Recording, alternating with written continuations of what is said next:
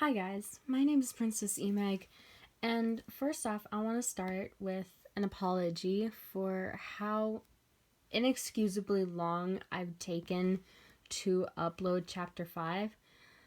In reality, I have no real good explanation, but I will just, in my own defense, my own pure defense, not that it is much of one, I will say that Jane Eyre itself is a library book that I need to rent out. I do not own Jane Eyre itself. I only have 2 weeks available to it.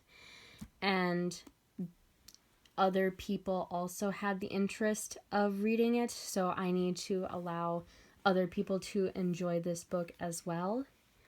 And another is I am still in high school. And again, while I know that is not much of an excuse, I am still just starting senior year. I am working on getting my license. And so I have had a lot of things piling up on my plate for a while now, and I would just like to get those done and out of the way. However, I am now getting around to reading Chapter 5, so I hope you guys enjoy my reading. And thank you for all the nice comments on the last chapter. I really do very, very much appreciate them. And as usual, I apologize for any mispronunciations or any incorrect accents. Miss Eyre, your hand is shaking badly. Are you sick? Your face is red too, like cherries. Eh? I am warm, that is all. Am I blushing? How embarrassing. I thought Mr. Rochester would visit us today, but it is already quite late. I really want to hear his voice. You have made much improvement in your drawing, Adele. Well done. So are we finished with classes for today? Hooray! Surely he will call for me tonight. I have so many things to say to him. His room has already been repaired by the servants.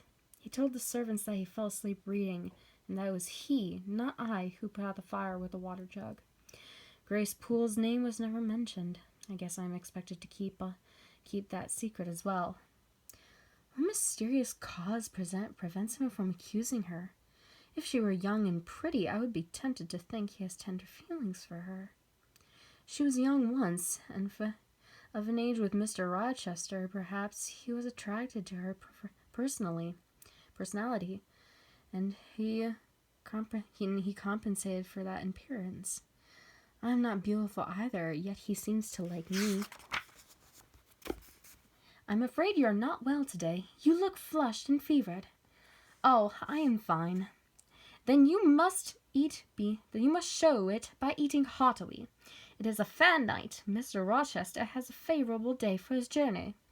Journey? Has Mr. Rochester left Thornfield? Has Mr. Rochester left Thornfield? He sent off after breakfast. He has gone to the Leas. There is quite a party assembled there, including Miss Blanc. I expect he will be gone for a week or more. Who is Miss Blanc? Lord Ingram's daughter. She is quite the beauty. Her accomplishments are legendary, for she sings and plays piano most wonderfully. And this beautiful and talented lady, why is she not yet married? I wonder that no wealthy man has taken a fancy to her. Mr. Rochester, for instance. Oh, yes, there is a considerable difference in age. Mr. Rochester is nearly 40, but she is 25. Oh, what of that? More unequal matches are made every day. Please tell me about Miss Blanche. She has noble features, with raven hair. No greater fool than Jane Eyre has ever breathed. Who am I? Nothing but a poor governess, while Miss Blanc is worthy of him in every way. Did I truly dream of being a favorite with him? Of having the power to please him? Such folly sickens me. It does good to no woman to be flattered by her superior who cannot possibly intend to marry her. It is madness in all women to let a secret love kindle within them. Unreturned, it will devour them. If discovered and responded to, it must lead into dark wilds where there is no escape. The next day, I forced myself to draw 2 pictures, both faithful and true. One of myself in harsh chalk, done without softening a single defect, called Portrait of a Governess, disconnected, poor, and plain. The other Miss Blanche, using lush watercolors to capture every lovely detail, to be called Blanche, an accomplished lady of rank. No snivel, no sentiment, no regret. Whenever in the future I imagine Mr. Rochester thinks well of me, I shall take out these 2 pictures and compare them as a reminder that I am insignificant beside such an elegant lady. Mr. Rochester was absent a fortnight, and I expected him to stay away much longer. I was growing accustomed to his absence when a letter arrived, announcing his return in 3 days' time, and with a large party as well. Every servant in Thornfield was busy with preparations, and more were hired from the village nearby to assist. Adele was excused from school, for I had been pressed into service by Mrs. Fairfax. On the day of Mr. Rochester's return, Adele begged to be allowed to dress up and await the party with us. "I hear the carriages. The guests are coming." "Miss Ingram is riding with Mr. Rochester. Oh, I must hurry to greet them." So that lady is Miss Blanche. Pausing from the story for just a second. Like I said before, this is a library book. I do not own it. This is not my book. That being said, since this book has been borrowed by others, another family that has owned it, whether they had small children or they did it themselves, or whether it's by complete accident in this case, a page has been ripped off the corner, and on this page, one of Adele's roses was colored in. While I don't mind color books themselves, when it comes to library books, please, please, please respect the books themselves. Don't damage them. If they are damaged, own up to it, because there's a paint splatter on this book, which I have not done, and I have borrowed the vast majority of these things. So just please respect library books, because they're not your books. They are borrowed books from whoever it is that owns the library. So just a note. So please respect other people's belongings, because just because you borrowed a library book, that doesn't mean you own it. Okay, sorry for that little mini rant. Moving on, continuing. "I wish to meet the beautiful ladies. May I go down now?" "We must wait until we are summoned by Mr. Rochester, or he will be angry with us." "But I want to see their dresses." "Be good, Adele." "I want to go on the sale. Let me go." I let Mr. Rochester know how much Adele wishes to see the ladies, so he has invited you both to the drawing room after dinner. He said that from mere politeness I need not go, I'm sure. I told him that you were unused to company and might not enjoy the party, but he replied in his quick way, "Nonsense. If she resists, I shall come and fetch her myself." I will not give him my trouble, but I will go. I don't like it. And continuing note, you can even see it onto the other page, so just respect library books. "Miss Eyre, does this flower suit my dress?" "Yes, but you think too much of your appearance." "Ah, here they come." She really is beautiful. She is really beautiful. And there is Miss Blanc. "Bonjour, madame." "What a lovely child. It is Mr. Rochester's ward, I suppose. The little French girl he was speaking of." "Oh, what a little puppet." Mr. Rochester still hasn't arrived. Translation: Bonjour, madames means hello, ladies. Ah. Greetings, everyone. My apologies for the delay. Not at all. The first time we met, he held my hand and looked into my face with eyes that revealed a heart full and eager to overflow. How close we were. Yet now how distant, how far estranged we were. He sat with the others. I did not expect him to speak with me. Still, I had pleasure in simply looking at him, for despite my efforts, I loved him. My master was not handsome by common standards, but he was more than handsome to me, for the power he held over my heart. Most true it is that beauty is in the eye of the gazer. Mr. Rochester. Mr. Rochester? I thought you were not fond of children. I am not. Then why not send that little doll away to school? I could not afford it. Why, I suppose you have a governess for her. I saw a person with her just now. I should think a governess would be more expensive than school. You should hear Mamma speak on governesses and their cost. My dear, do not mention governesses. The word makes me nervous. How so? They are incompetent and a nuisance. Not that I suffered much, for I took care to turn the tables and play tricks on them. No more need be said. Change the subject to whatever you like. Will you sing tonight? If you command. I do sing. I do. Sing, and I shall play for you.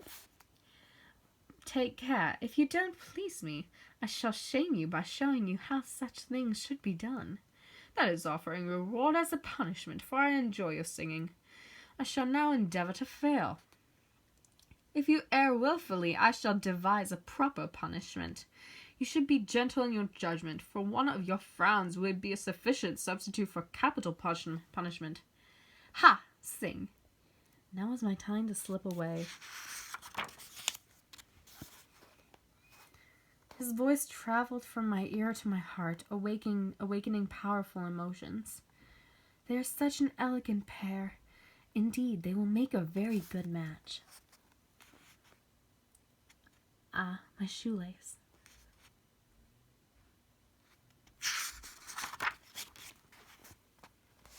How do you do? I am very well, sir. Why did you not come and speak to me in the room? I did not wish to disturb you, as you seem engaged. What have you been doing during my absence? Nothing particular. Teaching Adele as usual. You are paler than before. What is the matter? Nothing at all, sir. Did you take cold that night you almost drowned me? Not the least. Return to the drawing-room. You are deserting too early. I am tired, sir. And a little depressed. What about? Tell me. Nothing. Nothing, sir. I am not depressed. But I affirm you are. A few words would bring tears to your eyes. If I had time, and was not in mortal dread of some prating prig of a servant passing, I would know what all this means. Well, tonight I excuse you. But understand that long as my visitors stay, I expect you to appear in the drawing-room every evening. If it is my wish, don't neglect it. Now go, and send Sophie for Adele. Good night,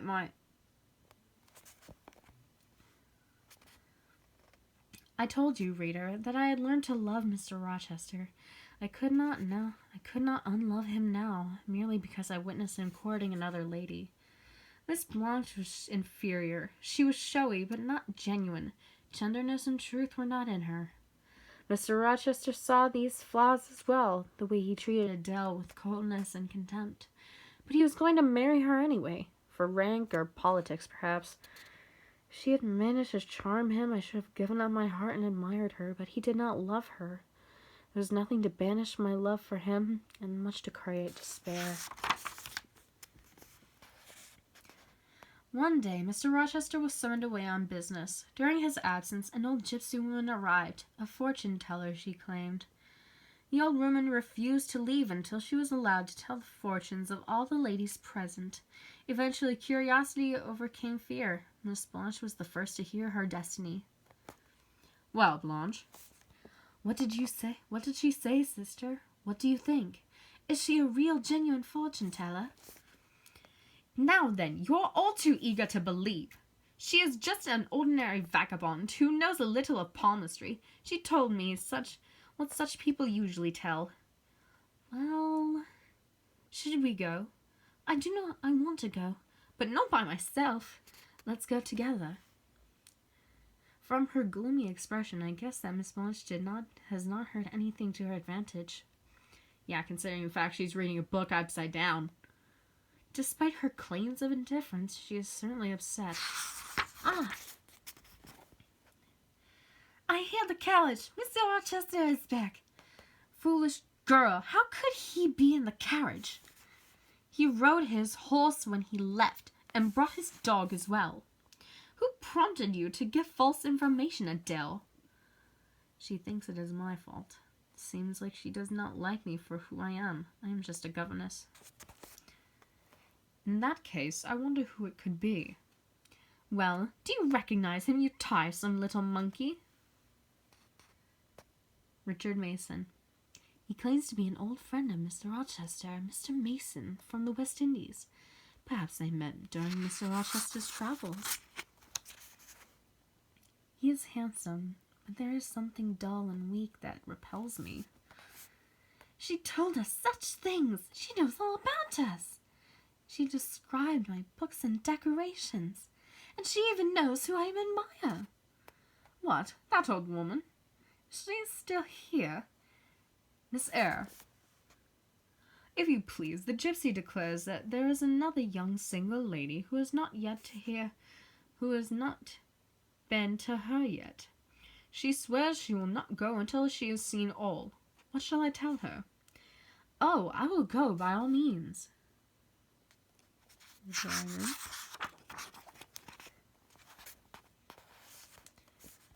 well, and do you want your fortune told? And there was the reading of chapter 5. And again, guys, I'm really, really sorry for how all late this is coming out. I know my last video for chapter 4 came out over a year ago, October 26th in 2018, and I'm, again, really, really sorry that all of this took so long to finish and complete. But I do hope to read the entire rest of the book. I do promise that I will finish reading Jane Eyre. I can't guarantee if I'll be reading any other mangas. I do have other mangas available to me if you guys want to hear more. Of course, they're manga classics. But other than that, that was Jane Eyre, Chapter 5. Thank you guys so much for watching, and I'll see you guys in the next video.